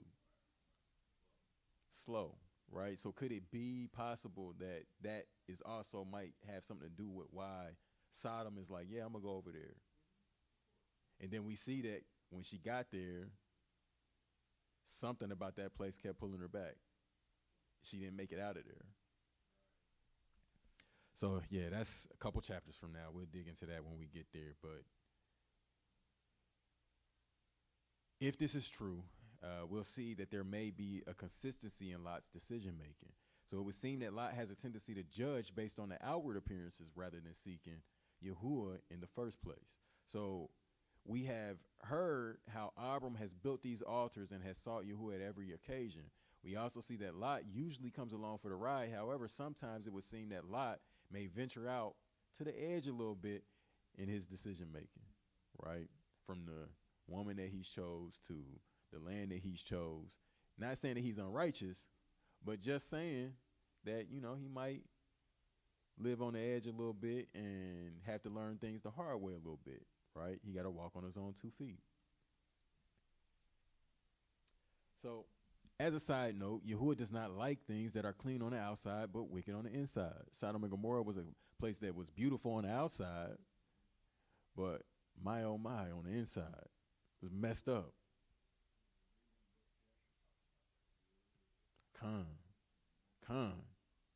Like, wicked. Yeah, Jasher got some stuff in it about that place. Like, Abram sending his servant into the land, and the judge in the land, like, is in cahoots with the inhabitant of the land, and he got busted upside the head and then got charged money for that. Like, like, they was off the chain. You know, there was a reason why Lot didn't want them to go to the center of the city, to the square. There was a reason why he didn't want them to go there. But again, like I said, that's for the future. But Mashiach says it this way, Matthew 23 and 25. Woe unto you, you scribes and Pharisees, hypocrites, for you make clean the outside of the cup and of the platter, but within they are full of extortion and excess. Thou, blind Pharisee, cleanse first that which is within the cup and platter, that the outside of them may be clean also. Woe unto you, scribes and Pharisees, hypocrites, for you are like unto whited sepulchres, which indeed appear beautiful outward, but are within full of dead men's bones and of all uncleanness. Even so, you also outwardly appear righteous unto men, but within you are full of hypocrisy and iniquity. All right, so with this in mind, we must be led by his Ruach. Got to be led by his Ruach, right? Just because something is lawful doesn't mean that it's expedient. Don't mean that that's the thing that we should be jumping on and doing. And then don't even put to the side, like, the things that are unlawful. That's definitely off of the table, right? So John chapter 7 and 24, it says, judge not according to the appearance, but judge righteous judgment, right? A righteous judgment. It don't say don't judge it, but do it righteously. And that's not going to be based on the appearance. It's not always at first glance. Get to the heart of the matter. Get to the heart of the individual. All praises. So, in conclusion, Genesis 13 and 14. And after Lot had separated from him, so now Lot don't went his way, right? And what's going to happen? Sometimes have you ever been in a situation where you're like, man, I'm not hearing from the Father. I ain't heard from him. What's going on? And then as soon as something changes in the situation and it's like, boom, here he is. And you're like, hey, finally, I wanted you to see it the whole time. Now we ready to move forward. Again, I done been there. Like, Maisha, I can tell you, like, trying to force a square into a round peg and it don't fit. And as long as I was trying it and kept trying to force it, didn't work. And it was just like I was getting drawn farther and farther away, right? A castaway. But then the minute that I changed in the situation and that, like, the minute that happened, it's like, boom, here he is. Like, oh, finally, we can move forward. Come on. You finally see it. It's like, okay. So here's Abram. Lot has finally left, going his separate ways, right? And it says, and after Lot had separated from him, Yahuwah said to Abram, now he hearing from the Father again. Look at that. Now lift up your eyes and look from the place where you are, northward and southward and eastward and westward. For all the land which you see, I shall give you. And here's the thing, your seed forever. Again, y'all see how this is problematic to his natural understanding. What seed are you talking about? And now Lot's gone. And you still saying this. What are you doing? He said, arise, walk in the land through its length and its width, for I give it to you. So Abram moved his tent. I mean, I hear you, Father. I'm going to take the leap of faith, and I'm going to walk in faith, and I'm going to obey what you're saying, and I'm going to believe. And from the belief, I guess I'm going to have some expectancy. But I need you to help me out here because I don't really get it, right? And he went and dwelt by the terebinth trees of Mamre, which are in Hebron, and built an altar there to Yahuwah. So now you might be in this place in your life, right? Where it's like, okay, I thought that this is what the Father meant and what he wanted from me. And so I started moving in this direction. And then once I started moving in this direction, it's like the rug got pulled off from under me. And now I'm back at square one, and I'm trying to get some understanding on this because he's still telling me to move forward in this direction and keep moving towards this goal, but I don't know how I'm going to get there. I didn't know before, but now I definitely don't know. And now you're trying to figure it out. But you're still holding on in faith and in belief with an expectation. What do you do in that situation? Romans 8 and 28, it says, and we know that all matters work together for good to those who love Elohim, to those who are called according to his purpose. Only thing you can do is stay on that mission. Keep moving according to his purpose. And keep looking to him and leaning not on your own understanding, and he'll fill in the gaps as you go on a need-to-know basis. How many times did we see David go through the same thing where he like, listen, they persecute me, and do I go up to the city? Do I stay here? And all he gets is go. That's it. None more, none less. Go. Can I leave? Yes. And that's it. And you got to move in faith. He don't know nothing else about the rest of it. Like, well, when I get there, can you fill me in on the details? Is it going to go right? Is it going to be prosperous? Am I about to go into a hornet's nest? What's going on? You're not going to forget about me in the process. If I do this, you're not going to leave me there and just forsake me there, are you? Like, all these questions while you going through the process comes to mind. Straight up. Straight up. Because again, remember, he knows the end from the beginning. He knows it already. We just don't know it. We the ones that's scared. He ain't scared of nothing. We the ones that got the anxiety. He's not anxious for anything. And all that he's asking us to do is do what? Trust him, believe in him, keep the hope, keep the expectancy. Because if he gives you his word on a matter, it's going to come to pass. So believe that. This is why Mashiach said, be anxious for nothing. As long as you're on the right path, following the Father's directions. And if you're unsure, all you got to do, pull out the map, go back and look at the instructions, go back and look at the directions. That's it. That's it. That's all you got to do. Sometimes, I'm going to use this as an example. So earlier when we was getting started with the service, we trying to get settled in how we going to do things.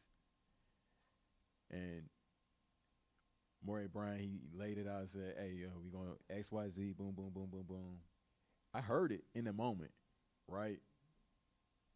I understand it in the moment, right? I walk, what is that? How many feet is that? About what? 50, 60 feet? Got to the... Gosh, yeah, I'm way off then, yeah. So look, I from there to there, got back there and was like, so yeah, we gonna,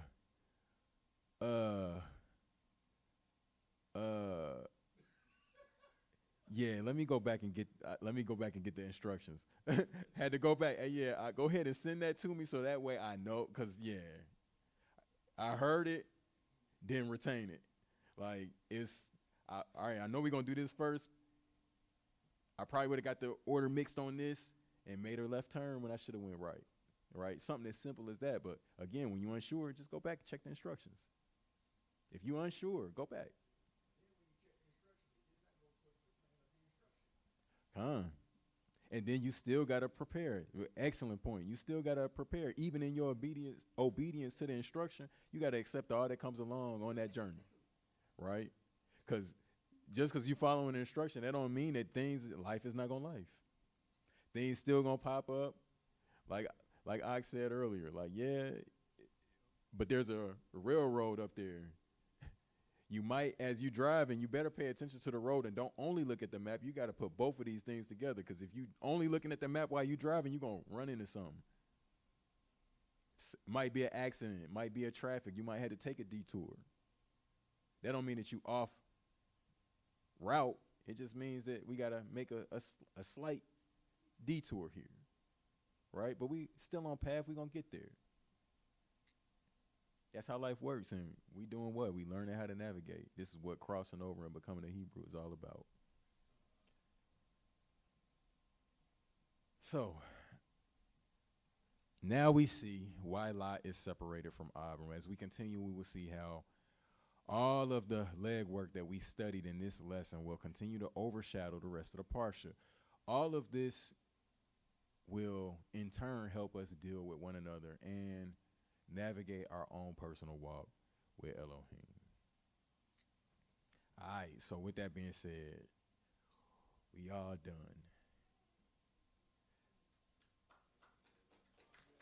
All praises. How y'all feeling? Y'all got something? Did y'all get something? Where we at? Yeah, I'm just trying to hear from y'all, because I ain't really hear from y'all all that much during the lesson, so I didn't really leave room for questions, so now I'm asking them. No, I was just going to say that the unknown can be scary, because like you mentioned that the Father's not worried. He sees the whole picture, but for us, like, we don't know what we're about to, walk into. But the unknown can be scary, but then it just goes down to what you were saying. I think, as always, like I always say, hearing the Father's voice correctly, like you were saying, going back to the map, where you have to be able to know, what that map looks like before you can be able to know, okay, this is the right map I need to be looking at. So then just jotting down, okay, Father, what did you say? Hearing it correctly, and then walking into that. And then sometimes I think too that, like when you're given instructions and you don't follow it, it's like the Father may have to reroute. We going this way now, because you clearly like this way you miss too many points there. We got to go back this way. So it's like the only one who needs to be rerouting that is the Father, not you. You know what I mean? So just making sure, like I think that could be the hard part. Like again, some people are not sure, what does the Father's voice sound like? You know, I know we have the word. How do I know that this is the Father speaking to me and not, again, myself or the adversary? But like Ox said last week, we slow. Please, Father, give it to us slow so we can be able to really, truly know this is you telling me to do this. So it's just, again, that relationship with the Father, being in tune with him, those things help. But yeah. And then part of that's literally part of learning that voice is you navigating and you taking it as it comes, and you're going to get more familiar with it as you go. Like,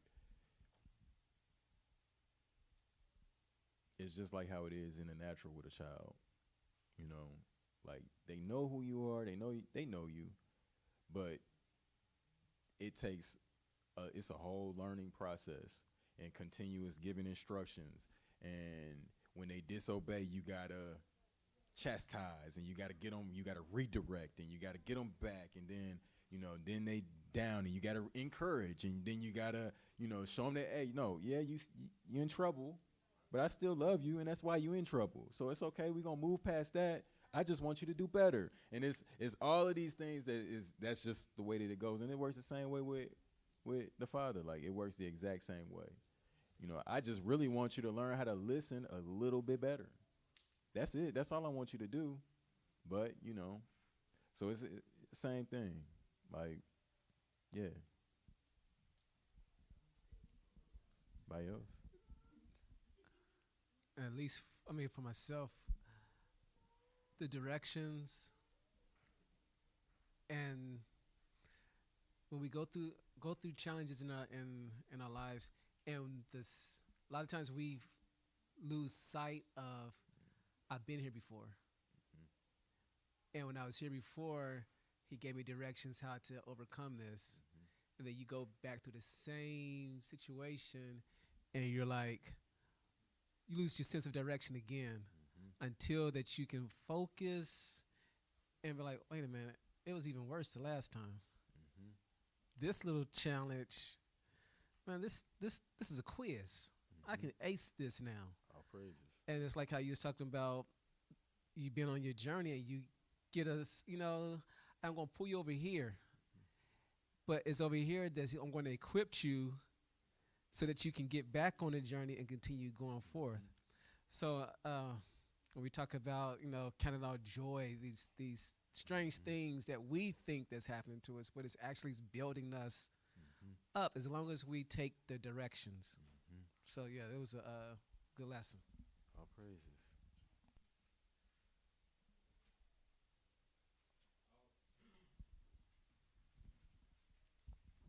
Also think too, like going through these trials and tribulations or whatnot, like how you go be able to be in front of people or teaching anybody if you ain't never been through nothing. You know what I'm saying? Constantly equipping you to go through this thing and to help other people who may need the help. So if you ain't been through nothing, you can't help nobody.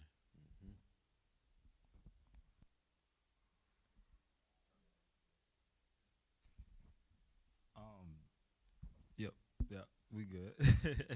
No, I was at to just bring out that James 1, because it just, you said it best with the count it all joy when you fall into diverse temptations, right? You just gotta let patience work, that, do the thing when it come to that. So, yeah, lesson was fire, and it was right on point with me and my rib was talking about before we left the house. So I already know the spirit is in the midst. So, yep. All praises. Like, that's the thing. Like I said, this Parsha is like one of my favorite segments because there's so much in it that's like relatable to like our walk in faith. Yeah, because the trials don't stop. Like, it's just gonna continue to be trial after trial after trial. But each one of those trials, like, he's gaining more along the way to finally get him ready to the point where, like, you got to realize eventually he's going to get to a point to where, like, he's finally going to be proven, right? Like, and he's going to be willing to sacrifice his own son. That's how strong his faith is.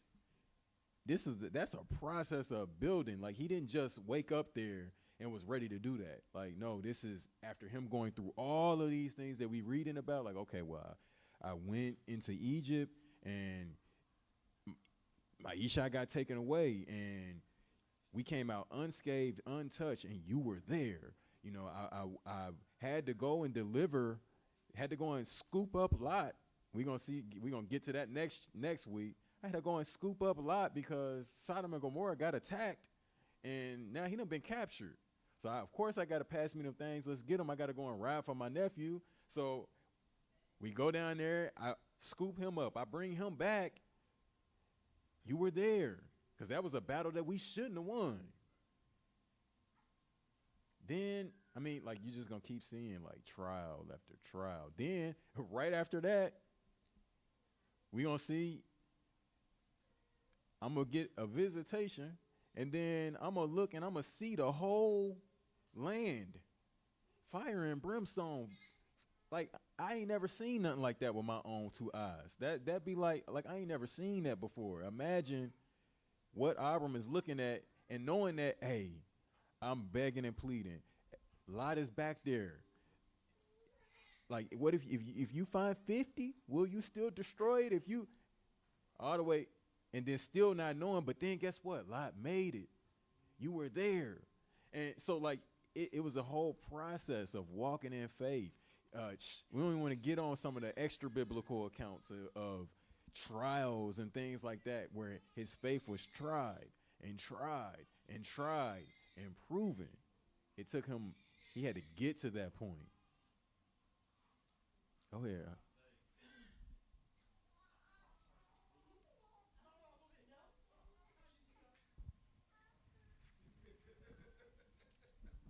My bad, sis. I forgot you had the mic. No, I'm just thinking, like, you know, his faith had gotten to the pinnacle, to the point to where you're willing to sacrifice your child. That's scary. Oh my gosh. Like, without second thought. You know what I'm saying? Like, that's woo. That's tough. I didn't know you was waiting. Yeah, go ahead. I was just going to add the necessity that we need to understand, just like you were saying last week with Sirach, prepare yourselves for those testings and those endurance periods. It's not that the Father doesn't love; He just has a lot of refining to do, a lot of proving to do. Just because we've gotten so far away from that original plan and His original order of things, so it's like just gotta train our minds to remember, no, this is love of the Abihur. Like, He's doing this, for our well-being. It's not because, we're this or we're that. No, it's because the Father is truly showing His love, and this is the way that, He wants us to be able to enter into His kingdom.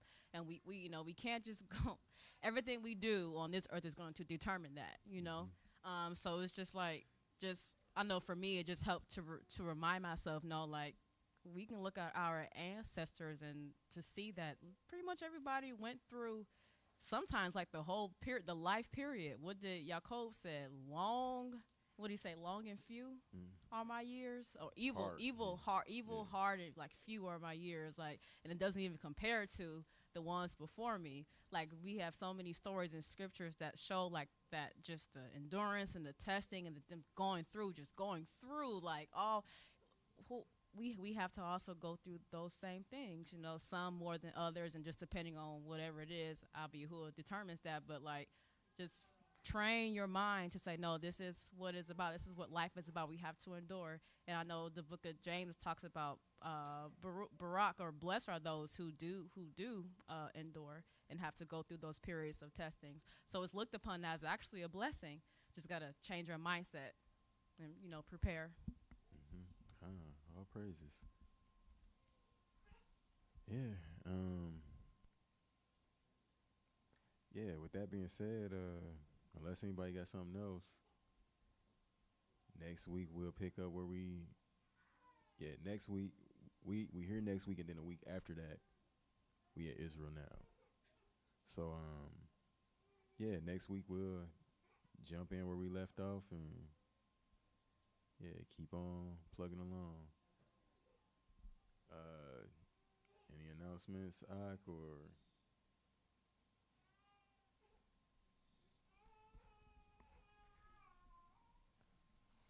First, we just thankful for seeing everybody.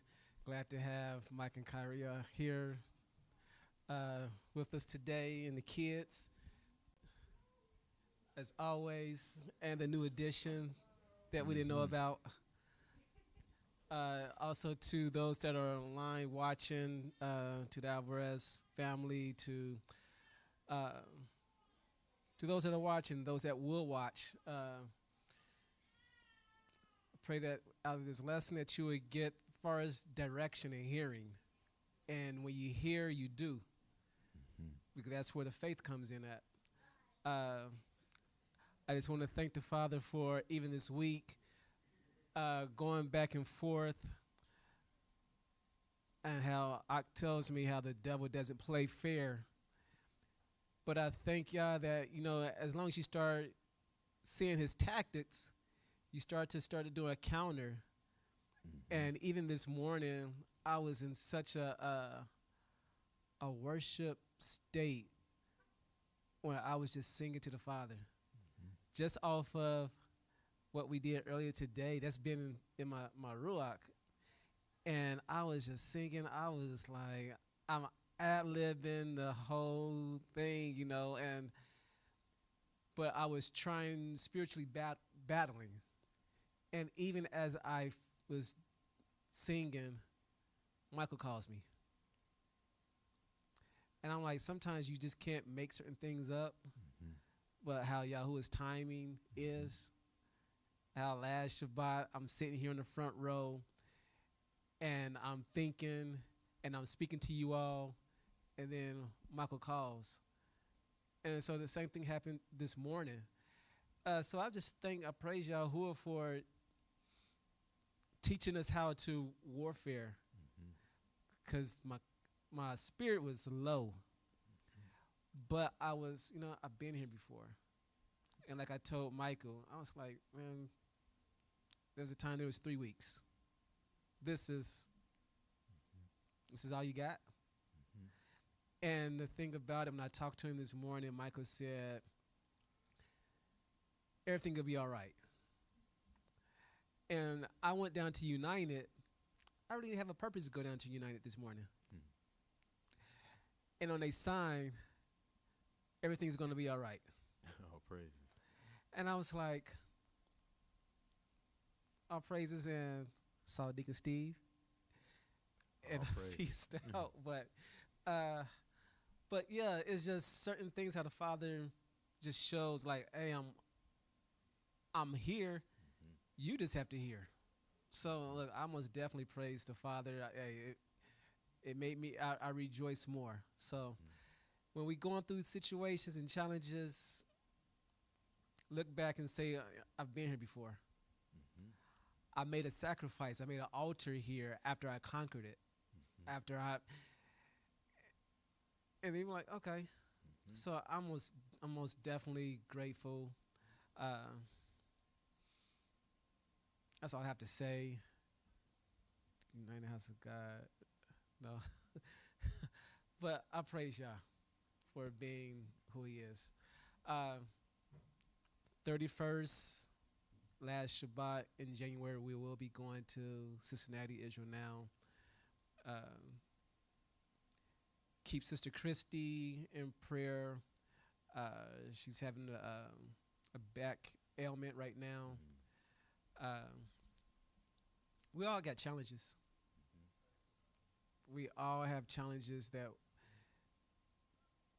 we need y'all to take care of, fix. And I'm just thankful for the more you get directions, the more you grow in wisdom. So,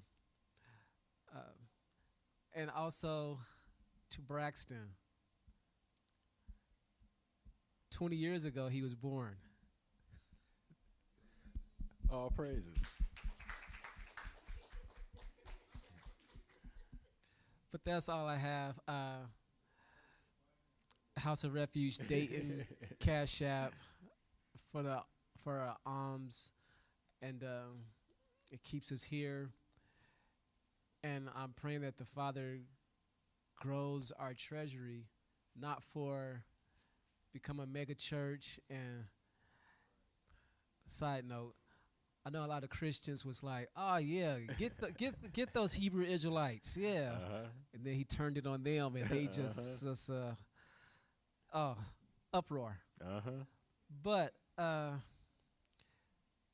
that we have money to help the Mishpachah and also to help the community. There are needs that need to be met. Absolutely. And I'm asking the Father that He gives us the continue to give us the heart, but also the resources to fill the need. Absolutely. All praises. Yeah.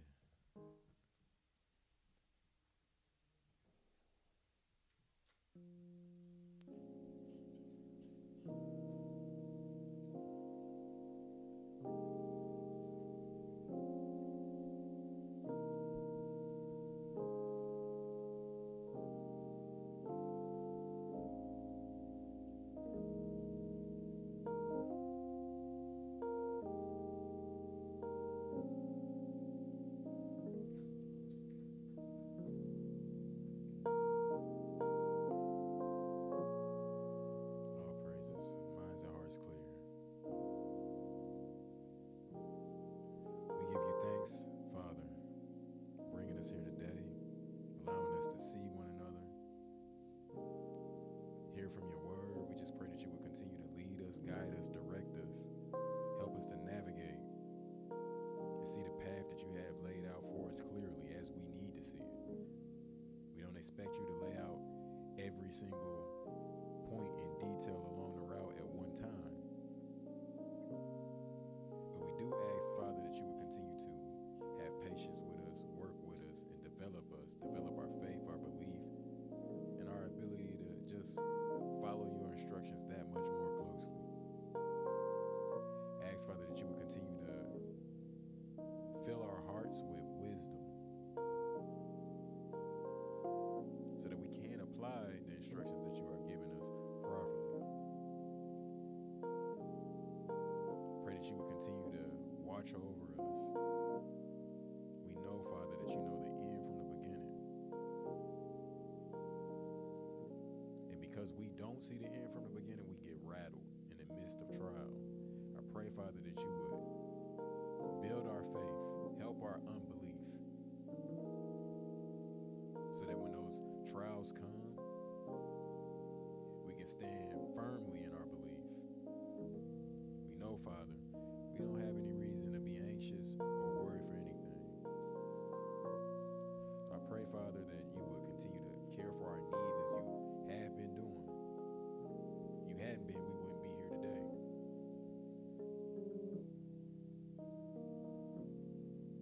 Bring again to our remembrance where we've been. Let us not be forgetful of it. Allow us to remember all of the things that you've already brought us through, so that way